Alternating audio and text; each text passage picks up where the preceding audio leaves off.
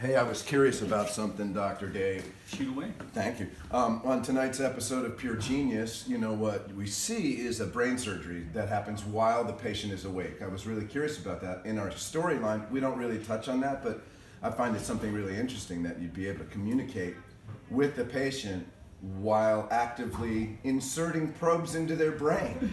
So, can you describe that for me from real life, or how does that work? Absolutely, it's a real thing. We operate on patients on the brain. I don't, but neurosurgeons operate on patients all the time.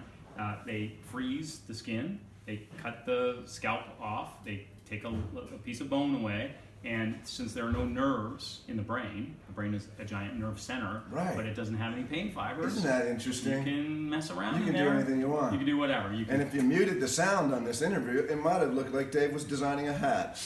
But I find the brain to be one of the most fascinating organ.